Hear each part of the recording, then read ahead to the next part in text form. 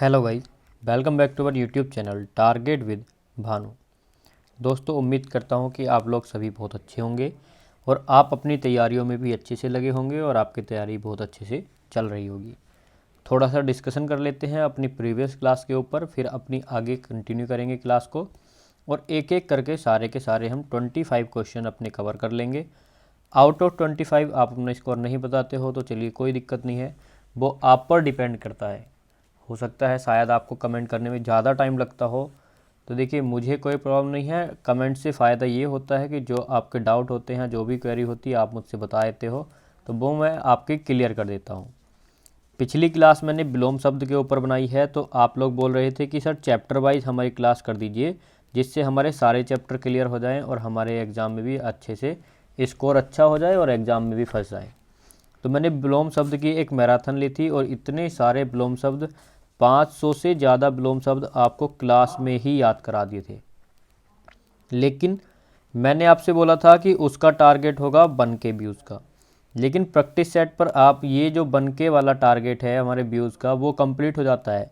लेकिन जैसे ही मैंने आपको चैप्टर वाइज क्लास, जैसे कि आपने बोला था, वो कराया, लेकिन आप लोगों ने उसको शेयर नहीं किया, उस पर एक अच्छा रेस्पॉन्स मुझे देखने को नहीं मिला है। मैंने एक बात और आप लोगों से बोली थी कि यदि आपको किसी अन्य चैप्टर पर चाहिए, कोई और चैप्टर अगर आपका है कन्फ्यूजिंग वाला, तो वो भी कमेंट सेक्शन में बता दीजिएगा। उसके ऊपर भी मैं ऐसे ही मैराथन टाइप, चाहे वो पर्यायवाची शब्द हो या कोई भी हो, वो भी मैं आपको करा दूंगा। लेकिन ऐसा आप लोगों ने कुछ नहीं बताया, तो हमने फिर से अपना प्रैक्टिस सेट को कंटिन्यू कर दिया है।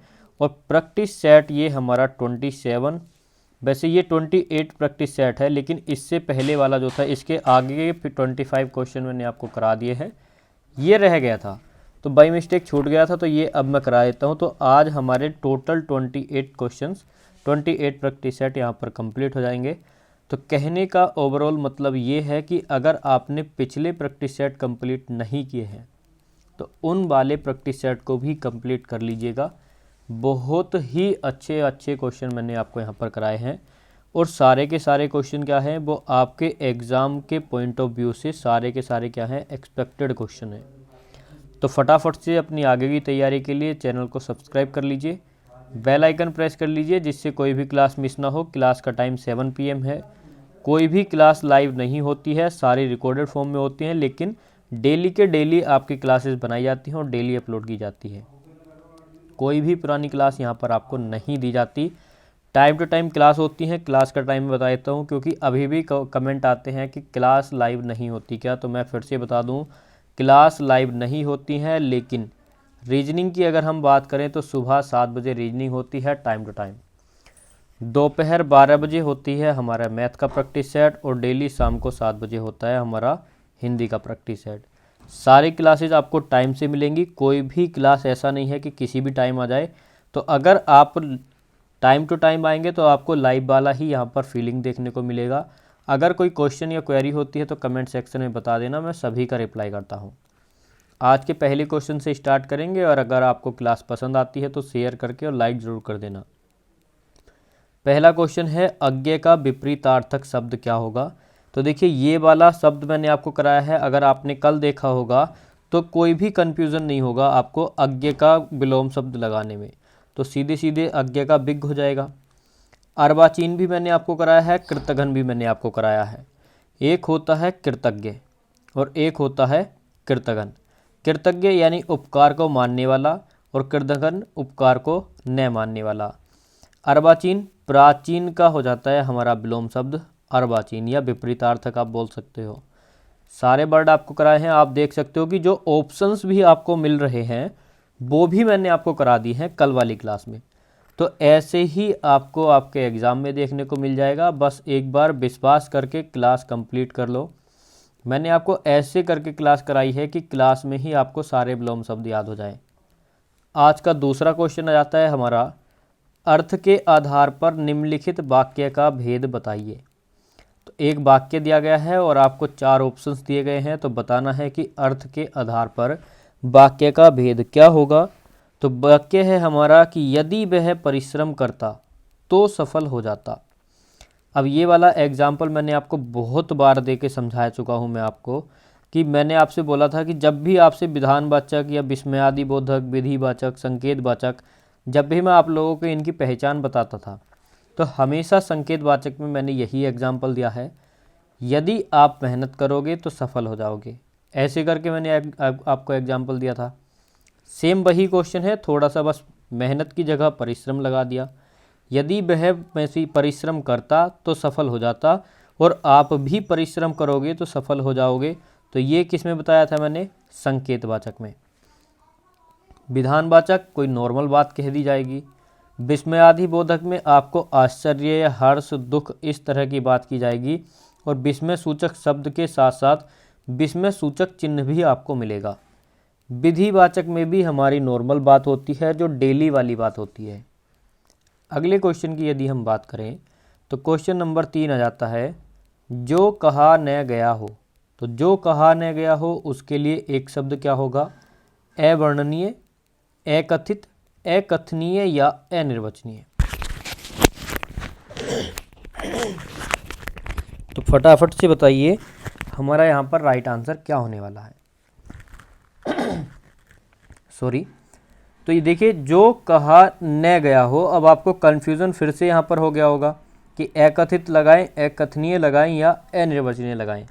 तो यहाँ पर देखिए आपका सही और सटीक उत्तर होगा जो कहा न गया हो, तो वो हो जाता है अकथित। जो पहले से ना कहा गया हो अकथित होता है। अगला क्वेश्चन आ जाता है क्वेश्चन नंबर 4, इनमें से कौन सा शब्द बहुवचन रूप में प्रयुक्त होता है? तो प्राण ऐसा शब्द है, जनता शब्द है, पानी या फिर बारिश। तो ऐसा कौन सा शब्द है जो बहुवचन के रूप में प्रयुक्त होता है?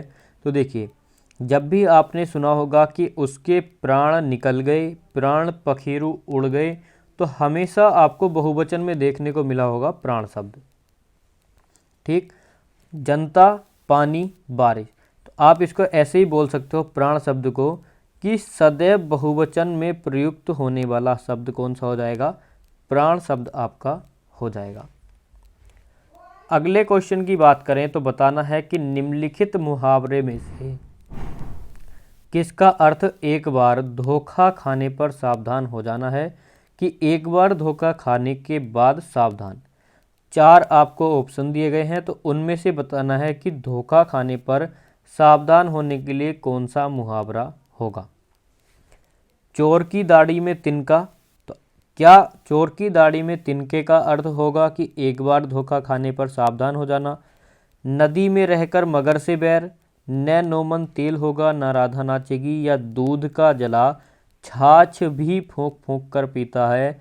तो ऑप्शन नंबर डी बिल्कुल करेक्ट हो जाएगा कि दूध का जला छाछ भी, यानी छाछ मट्ठा, फूंक फूंक कर यानी फूंक मार मार कर पीता है कि कहीं मेरा मुंह ना जल जाए। एक बार उसका दूध पीते हुए मुंह जल गया होगा, तो वो इतना सावधान हो गया कि फिर वो आगे ऐसी गलती नहीं करेगा। अगला क्वेश्चन है कि गांठ का एक अर्थ है जटिल, घना, गिरह या मेघ।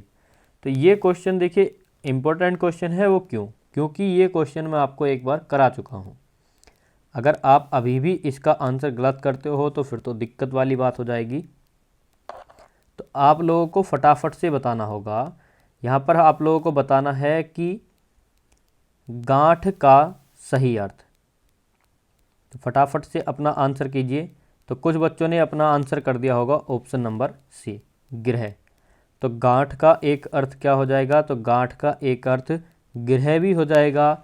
गांठ अगर और अर्थों की हम बात करें तो देखिए, गांठ क्या होती है? गांठ आप रसोली को भी बोल सकते हैं। अब कुछ लोगों के दिमाग में होगा रसोली क्या होती है, तो गोल गोल कहीं कहीं आपने देखा होगा, या ऐसे मान लीजिए पैर में एड़ी के ऊपर होती है साइड में एक गांठ, तो उसको भी गांठ बोलते हैं। जहाँ उंगली होती है हमारी अंगुली, अंगुली लिख लीजिए, जहाँ अंगुली के जोड़ होते हैं उनको भी गांठ बोलते हैं। रस्सी को अगर हम लगा दें, कहीं बांध दें, तो उसको भी हम गांठ बोलते हैं। तो गांठ का एक अर्थ गिरह भी होता है, और 2-3 अर्थ मैंने आपको बता भी दिए कि और कौन कौन सी किस किस प्रकार की गांठ होती है। अगला क्वेश्चन है कि कौन सा शब्द प्रगति का पर्यायवाची शब्द नहीं है? प्रगति की बात की जा रही है, प्रगति यानी कि विकास वाली बात, उन्नति वाली बात। तो यहाँ पर एक पर्यायवाची नहीं है, बाकी के 3 क्या होंगे, प्रगति शब्द के पर्यायवाची शब्द होंगे। तो उत्कर्ष हो जाएगा, बिल्कुल हो जाएगा। अभ्युदय हो जाएगा, बिल्कुल हो जाएगा। उत्थान हो जाएगा, बिल्कुल हो जाएगा। लेकिन उल्लास, उल्लास क्या हो जाएगा, उल्लास तो हर्ष, खुशी, तो इस सेंस में आ गया, लेकिन विकास या प्रगति के सेंस में नहीं है। तो ऑप्शन नंबर डी ही यहाँ पर हमारा करेक्ट हो जाएगा। उत्कर्ष के विलोम की अगर हम बात करें तो हो जाएगा अपकर्ष, और उत्थान के विलोम की अगर हम बात करें तो क्या हो जाएगा, उत्थान का हो जाता है यहाँ पर पतन। अगला क्वेश्चन की अगर हम बात करें तो अगला क्वेश्चन है भैया चश्मा। चश्मा शब्द क्या है, तो चश्मा शब्द पुल्लिंग है, स्त्रीलिंग है, नपुंसक लिंग है या विधिलिंग है। तो विधिलिंग जैसी कोई चीज़ नहीं होती। 3 ऑप्शन आपके लिए बचते हैं कि चश्मा शब्द कैसा है। तो यहाँ पर चश्मे का बताना है आपको, तो फटाफट से आंसर कर दीजिए। चश्मा पुल्लिंग शब्द है, आप बोलते हो कि चश्मा खरीद लिया, चश्मा लगा लिया, चश्मा टूट गया, तो कैसे भी आप उसको बोल सकते हो, कभी ऐसा नहीं बोला होगा चश्मा टूट गई। तो स्त्रीलिंग ही हो सकता, पुल्लिंग ही होगा। बाकी में प्रयोग करके देखिए जब भी आपको चेक करना हो। अगला क्वेश्चन हमको दिया है किसी पहले भेजे गए पत्र का उत्तर। तो देखिए यहाँ पर आप लोगों को मिलने वाला है पत्र से क्वेश्चन। अगर आप यूपी ट्रिपल एससी के किसी एग्ज़ाम की तैयारी कर रहे हो तो वहाँ पर तो आपको 100% पत्र से क्वेश्चन देखने को मिलेगा। हो सकता है जो हमारे साथ वीडियो वाले बच्चे जुड़े हुए हैं, क्योंकि वीडियो के लिए भी काफ़ी लोग हिंदी के प्रैक्टिस सेट लगाते हैं और ये प्रैक्टिस सेट हमारा वीडियो के लिए भी सफिशिएंट है, तो उनके लिए भी ये क्वेश्चन हो जाता है। तो अगर आपको पत्र लेखन, बता देता हूँ थोड़ा सा आपको, यदि आपको पत्र लेखन पढ़ना है तो मैं आपको पत्र लेखन ऑलरेडी करा चुका हूँ और मैंने इतने अच्छे से आपको समझा करके कराए हैं, क्योंकि जब यूपी फॉरेस्ट गार्ड वाली क्लास चल रही थी तो वहाँ पर मैंने आपको पत्र लेखन पढ़ाया था। और जब एग्ज़ाम देने के बाद हमारे जो साथी हैं, जो स्टूडेंट हैं, उन्होंने बताया भी था कि पत्र लेखन से क्वेश्चन मिला है और क्वेश्चन उनके सही भी हुए हैं। 2 से 3 क्वेश्चन आए थे और मैंने 4 क्वेश्चन बताए थे कि 4 क्वेश्चन आपके एग्ज़ाम में पूछे जा सकते हैं, तो 3 क्वेश्चन पूछे गए थे, तो वो एक्सपेक्टेड था मेरा। तो फिर भी देखिए 4 बताए, 3 पूछे, कोई दिक्कत नहीं है। तो आप लोग भी जा कर के अगर आपको पत्र लेखन पढ़ना है तो एक बार चेक कर लेना प्ले लिस्ट में जा कर के, ठीक है। क्वेश्चन क्या है, तो क्वेश्चन में बता देता हूँ यहीं पर आपको कि किसी पहले भेजे गए पत्र का उत्तर नहीं आने पर उस विषय में याद दिलाने के लिए लिया जाने वाला पत्र कहलाता है अनुस्मारक। ऑप्शन नंबर सी हमारा बिल्कुल करेक्ट हो जाएगा। और ये क्वेश्चन रिपीटेड क्वेश्चन है, मैं आपको पहले भी करा चुका हूँ।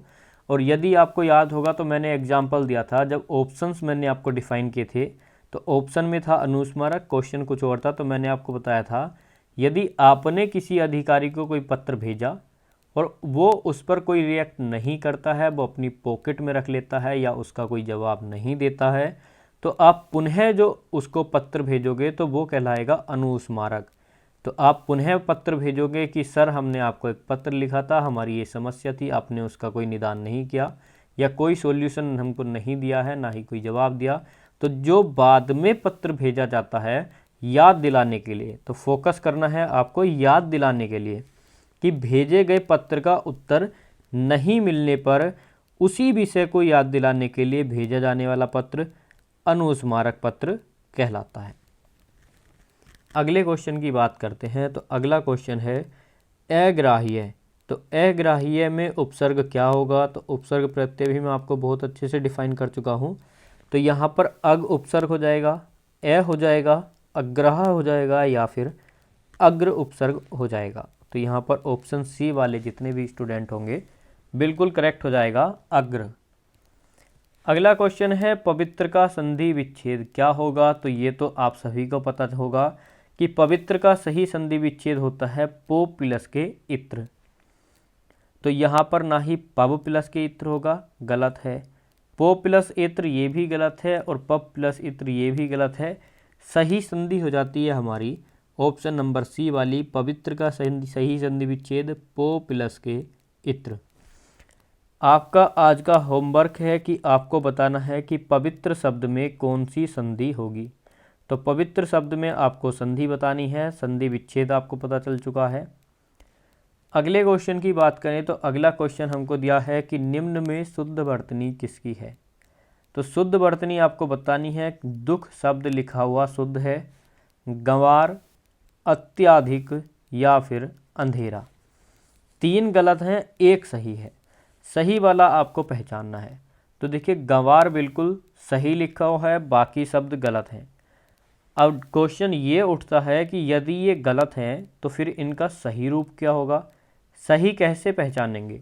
तो जब भी आपने देखा होगा दुख लिखा हुआ, ऑप्शन ए से ही बात करेंगे तो उसके बीच में क्या होता है, विसर्ग टाइप लगे होते हैं, तो ऐसे लिखा जाता है दुख। अगर अत्याधिक की बात करें तो अत्याधिक शब्द नहीं होता, वो होता है अत्यधिक, और अत्यधिक का संधि विच्छेद होता है अति प्लस के अधिक। आगे अगर हम बात करें और देखिए अत्यधिक में संधि की ही बात कर लेते हैं पूरी, अति प्लस के अधिक यानी ई प्लस के ए। ई का क्या बन गया, यह बन गया, और ई से आने वाला पहला शब्द यानी कि तय, क्योंकि अति था तो तय क्या हो जाएगा, आधा। तो ऐसा किस में होता है, यण संधि में। तो संधि भी हमने कवर कर ली अपनी। अगर अंधेरे की बात की जाए तो अंधेरे में लगता है चंद्र बिंदु, और यहाँ पर क्या हो जाएगा, अंधेरा ऐसे लिखा जाएगा चंद्र बिंदु लगा करके। तो 3 गलत थे, 1 सही था। शुद्ध वर्तनी पहचाननी थी, शुद्ध हमने पहचान ली। गंवार बिल्कुल ठीक। अगला क्वेश्चन आता है सेवक। सेवक का पर्यायवाची शब्द क्या है। तो सेवक का पर्यायवाची भृत्य होता है, आर्त होता है, विग्रह होता है या खल होता है। तो देखिए यहाँ पर आप लोगों ने अपना आंसर टिक कर भी दिया होगा, ऑप्शन नंबर ए भृत्य होता है। चाकर भी हम बोलते हैं सेवक को, नौकर भी हम बोल सकते हैं, ठीक है। अगर खल की बात करें तो खल, धूसर, बैसबानर, ये सब एक से पर्यायवाची होते हैं, ठीक है। अगले क्वेश्चन पर चलते हैं। अगला क्वेश्चन हमको दिया है, रोमन निम्नलिखित में से किस भाषा की लिपि है। तो रोमन लिपि हिंदी की है, पंजाबी की है, रूसी है या अंग्रेजी है। तो हिंदी की लिपि क्या है, अगर हम हिंदी की बात करें तो हिंदी की तो भैया देवनागरी लिपि है, तो फिर हिंदी तो हो नहीं सकता इसका आंसर। अगर पंजाबी की बात करें तो पूछा कुछ भी साध सकता है, तो पंजाबी की तो गुरुमुखी लिपि है, तो हिंदी की क्या हो जाएगी, देवनागरी। पंजाबी की क्या हो जाएगी, गुरुमुखी लिपि। बचता है हमारा रूसी और अंग्रेजी। तो यदि हम रोमन की बात करें तो रोमन हो जाता है अंग्रेजी भाषा की लिपि। रोमन अंक इस तरह से लिखे जाते हैं 1 2 3, ये होते हैं रोमन गिनती, आपको पता भी होगा, जिनको हम फर्स्ट, सेकंड, थर्ड और फोर्थ, फिफ्थ बोलते हैं, ठीक है। तो ये होते हैं हमारी रोमन अंक। अगला क्वेश्चन आ जाता है कि किस शब्द में स्व उपसर्ग नहीं है। पहला शब्द क्या है, स्वावलंबी, तो क्या स्व उपसर्ग है या नहीं। दूसरा आ जाता है स्वागत, तीसरा आ जाता है स्वतंत्र, और लास्ट आ जाता है स्वचालित। अब फटाफट से अपना आंसर कीजिए कि किस शब्द में स्व उपसर्ग नहीं है। तो यदि हम बी ऑप्शन की बात करें तो बी ऑप्शन में स्व उपसर्ग नहीं है, क्योंकि यहाँ उपसर्ग है सु। तो सु प्लस के आगत क्या हो जाएगा, स्वागत हो जाएगा, और स्व प्लस के अवलंबी क्या हो जाएगा, स्वावलंबी हो जाएगा। स्व प्लस के तंत्र क्या हो जाएगा, स्वतंत्र हो जाएगा, और स्व प्लस के चालित क्या हो जाएगा, स्वचालित हो जाएगा। अगला क्वेश्चन आ जाता है जेब कतरा। जेब कतरा किस प्रकार का समास है। तो देखिए जेब कतरे में कौन सा समास है, ये हम लोगों को यहाँ पर डिसाइड करना होगा। तो चलिए, यहाँ पर है करण तत्पुरुष, तो क्या करण तत्पुरुष हो जाएगा। तो करण तत्पुरुष की विभक्ति क्या होती है, कर्ता ने कर्म को करण से, तो करण की विभक्ति हो जाएगी से। तो जेब से कतरा, या कर्म को, जेब को कतरने वाला, जेब को कतरने वाला, तो क्या हो जाएगा कर्म तत्पुरुष। संप्रदान के लिए, तो जेब के लिए कतरने वाला, या अपादान तत्पुरुष, अपादान से अलग होने के संदर्भ में। अपादान में आता है हमारा अलगाव, जब भी जैसे पेड़ से पत्ता गिरता है, या पथ भ्रष्ट, पथ से भ्रष्ट, या आप इस तरह से कोई देखें कि जो चीज़ें अलग हो रही हैं एक दूसरे से, और वो भी एक लॉजिक और बनता है यहाँ पर प्लस पॉइंट, चीज़ें होती हैं हमेशा के लिए अलग। अगर कोई चीज़ हमेशा के लिए अलग हो जाती है तो वहाँ पर अपादान तत्पुरुष होता है। संप्रदान आपको समझ आ गया, करण आपको समझा दिया, कर्म भी आपको पता ही चल गया।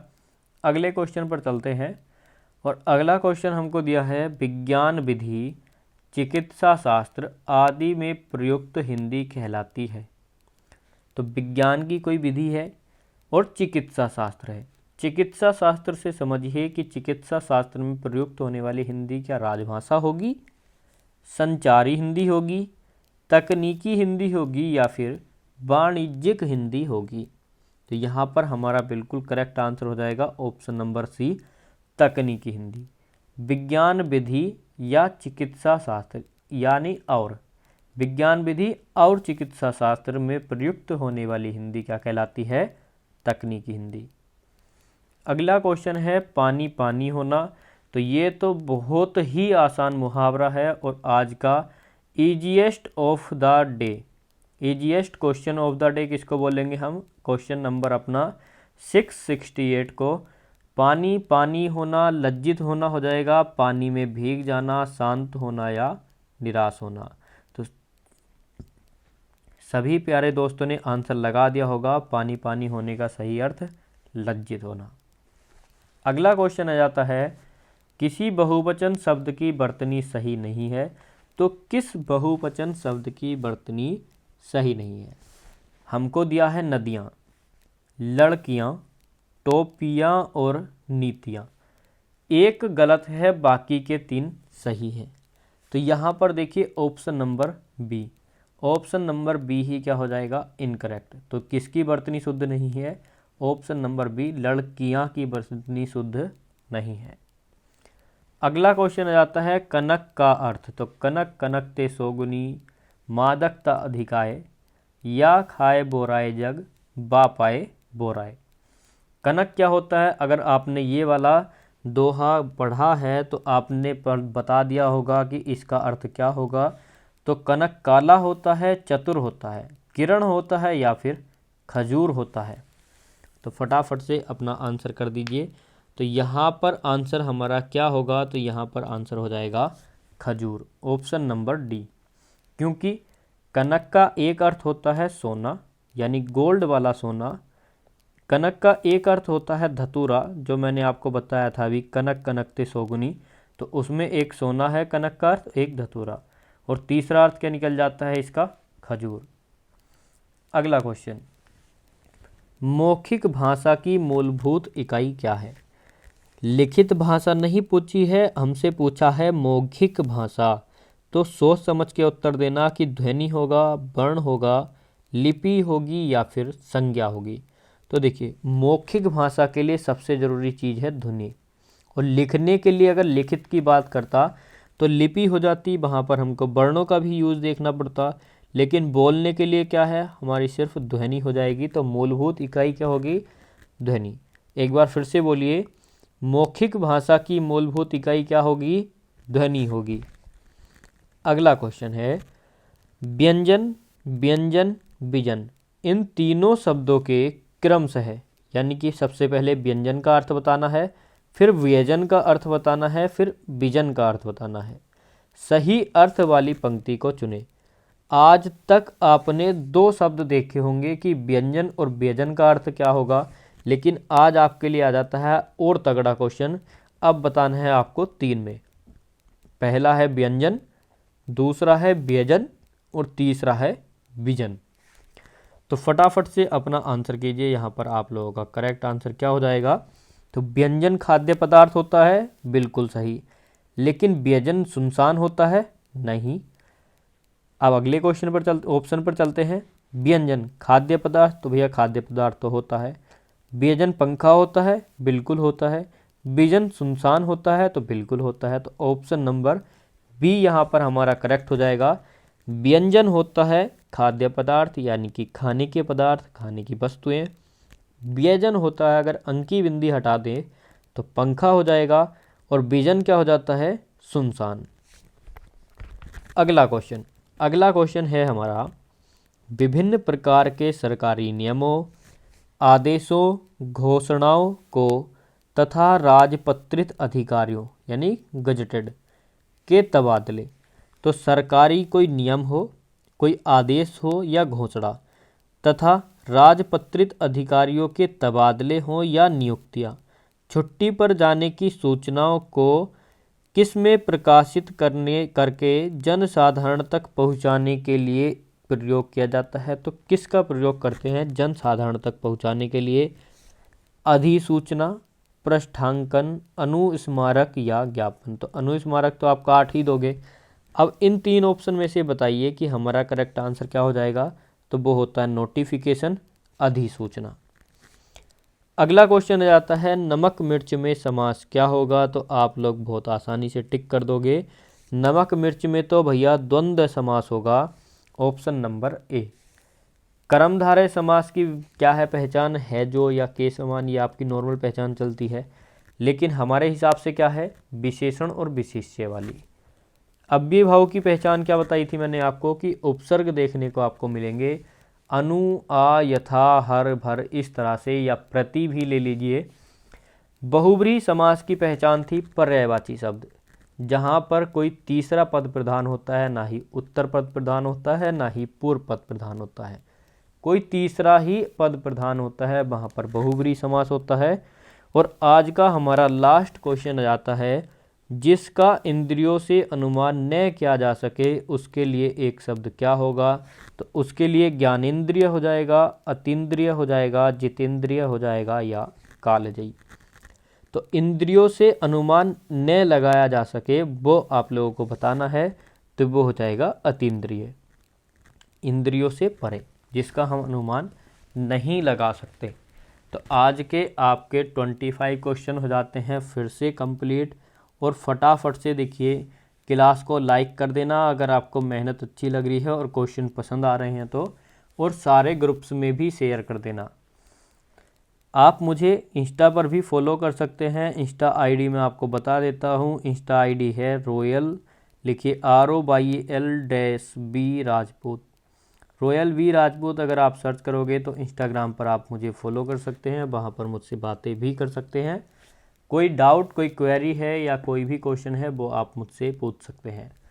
टेलीग्राम ग्रुप पर आपको PDF मिल जाएगी, लिंक आपको डिस्क्रिप्शन में दी हुई है, तो फटाफट से जाइए और जा कर के वहाँ से टेलीग्राम को ज्वाइन कर लीजिए और PDF से अपना रिवीजन भी कर लीजिए। मिलते हैं अगली क्लास में, तब तक के लिए जय हिंद, जय भारत।